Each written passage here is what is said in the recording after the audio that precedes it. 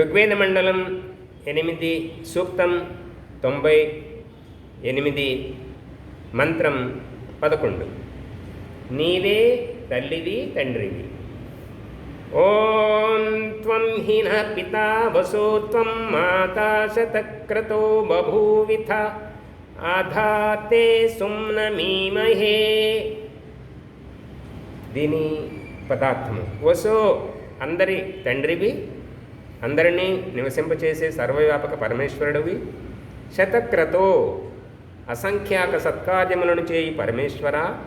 త్వం హి నీవే, నహ మా యొక్క, పితా తండ్రివి, త్వం మాతా బభూవిథ నీవే మా తల్లివి, అథ కావున మేము నీ నుండి సుమ్నం సుఖమును ఈ మహే యాచించుచున్నాము.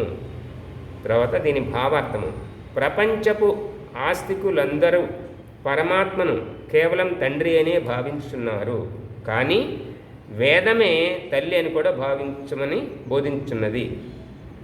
పరమాత్మ సమస్త జీవులకు, మానవులకనే కాకుండా ఈ సృష్టించినటువంటి సృష్టిలో ఉన్నటువంటి సమస్త జీవులకు తండ్రి అని అనుకుంటున్నాము, కానీ తల్లి కూడా వేదం చెప్తుంది. ఎందుకంటే పాలన పోషణ రెండు ఉంటాయి. తండ్రి సంతానాన్ని పాలిస్తాడు, తనకు కావాల్సినటువంటి అన్నీ తెచ్చిస్తాడు. పోషించేది ఎవరు? తల్లి కదా. మంచి బుద్ధులు నేర్పి, ఆహారం చేసి, ఇవన్నీ చేసి, తనకి సుగుణాలు నేర్పి గొప్పవాళ్ళగా తయారు చేసేది తల్లి. కాబట్టి వేదం అనేది పరమాత్మ ఇచ్చారు.